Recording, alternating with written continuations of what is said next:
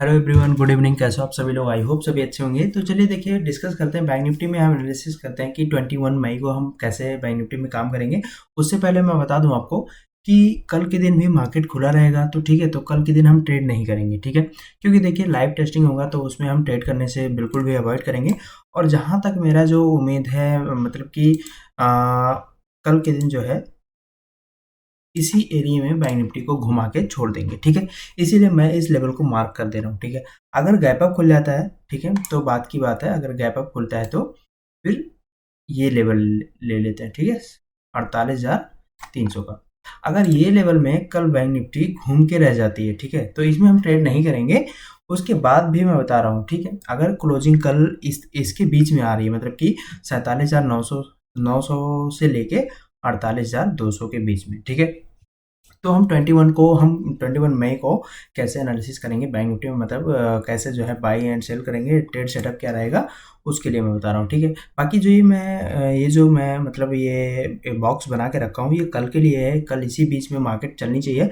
अगर इस बीच में मार्केट कल चलता है, ट्रेड करता है, तो फिर हमारा जो ट्रेड सेटअप बना रहा हूँ 21 मई के लिए, वो सेम हमारा रहेगा 21 मई के लिए, ठीक है। अगर इसके ऊपर क्लोजिंग आती है और इसके नीचे क्लोजिंग आती है तो उसके लिए भी मैं बता दूंगा अभी आपको सेम। बाकी मैं ये बॉक्स बना के छोड़ दे रहा हूँ कल के लिए देखने के लिए, ठीक है, कि क्या बैंक निफ्टी इसमें ही ऐसे ही काम करती है या फिर कैसे काम करती है, ठीक है।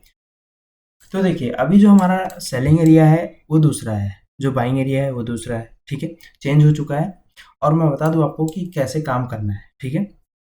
मान लीजिए कि बैंक निफ्टी यहाँ से 21 मई को गैप अप खुलता है तो क्या करना है, ठीक है। अब बैंक निफ्टी यहाँ से देखिए रिवर्सल एक जो मतलब हमको मतलब कि जिस बात की मतलब होती है ना कि इसका जो है ये प्राइस एक्शन जो बन रहा है, ठीक है, तो ये जो प्राइस एक्शन डाउन साइड से बनाते हुए आ रहा है, ठीक है, ये टोटली हमें क्या दिख रहा है कि ये अप साइड के लिए तैयार हो चुका है, ठीक है। तो बैंक निफ्टी अब यहाँ से अप साइड के लिए तैयार हो चुका है।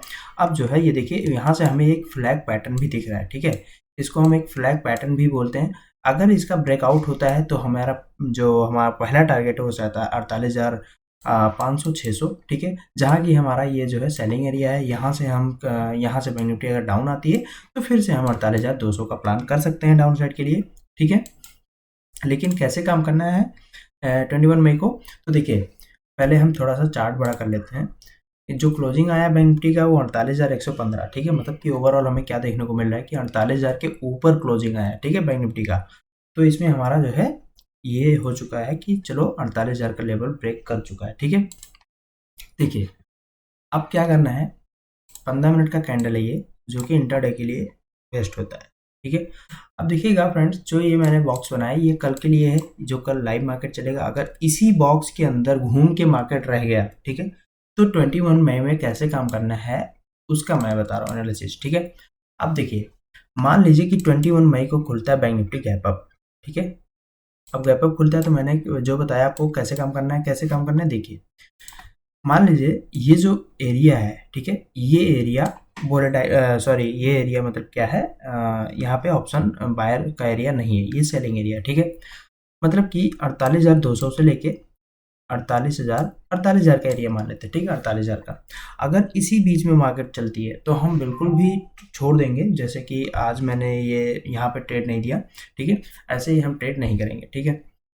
अब देखिए, मान लीजिए कि गैप ओपन होता है, ठीक है, तो कितना गैप ओपन होता है, मान लीजिए यहाँ से 200-300 पॉइंट गैप ओपन होती है या 150 पॉइंट गैप ओपन होती है, तो क्या करें, ठीक है। अगर जो फ्रेंड्स यहाँ से गैप अप ओपन होती है, ठीक है, ओके फ्रेंड्स, तो देखिए यहाँ से क्या होगा, मान लीजिए कि यहाँ से 21 मई में गैप अप ओपन होता है, ठीक है, यहाँ तक मतलब कि कैंडल बनेंगे, ठीक है, कल।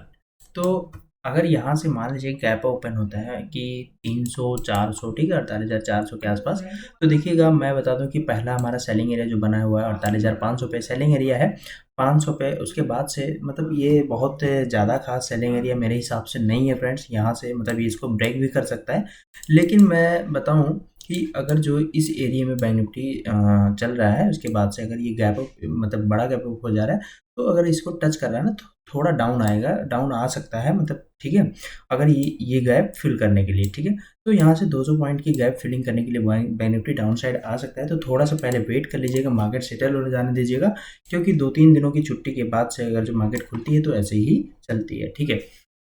फिर से अगर देखेंगे तो गैप अप होने के बाद अगर जो या तो फिर इस एरिया को टेस्ट करेगा, अगर जो मतलब कुछ देर साइडवेज रहेगा, फिर से अगर 48,600 का लेवल ब्रेक करता है ना, तो पहला टारगेट जो हमारा रहेगा फ्रेंड्स, पहला टारगेट जो हमारा रहेगा वो 48,900, ठीक है, 48,900, 49,000 का लेवल हो सकता है, ठीक है। फिर देखिए, अगर मान लीजिए कि यहाँ पे गैप डाउन ओपन हो जाता है, तो हम क्या करेंगे?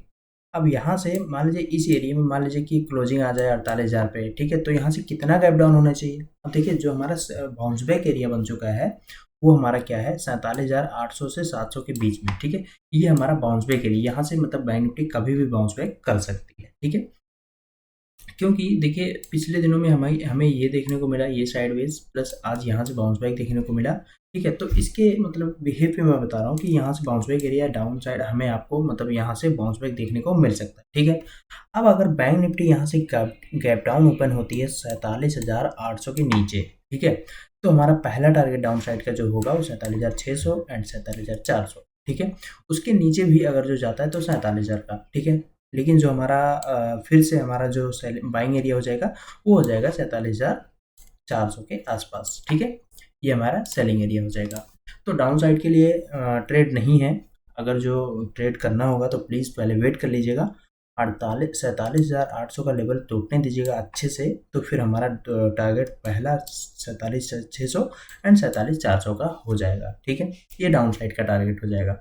अप साइड का टारगेट मैंने क्या बताया, अगर जो गैप अप खुल के अगर जो 48,500 को टच करता है और 48,500-600 के बीच में अगर साइडवेज होता है थोड़ी देर तक, उसके बाद से ब्रेकआउट आता है, तो एक हमारा जो टारगेट है वो राउंड लेवल का 48,900, 49,000 का टारगेट देखने को मिल सकता है, ठीक है।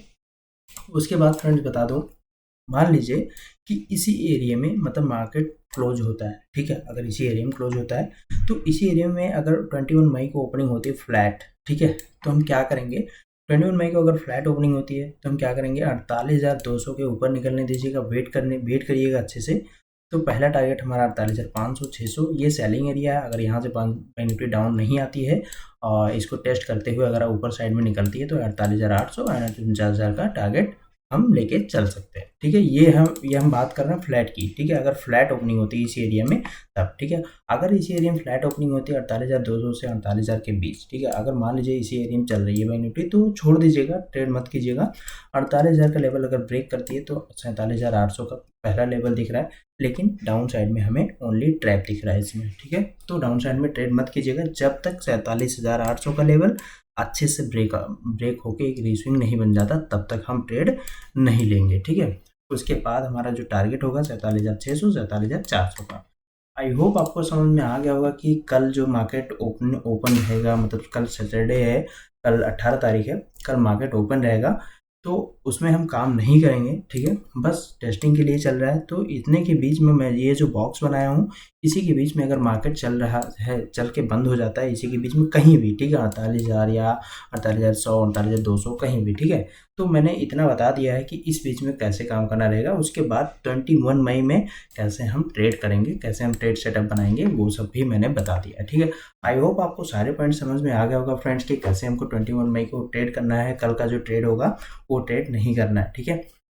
तो प्लीज़ आपको वीडियो हेल्पफुल लगे, अच्छी लगे, तो प्लीज़ लाइक एंड शेयर जरूर करिएगा फ्रेंड्स, एंड सब्सक्राइब करना मत भूलिएगा, और उसी के साथ साथ शेयर करना भी मत भूलिएगा, ओके फ्रेंड्स।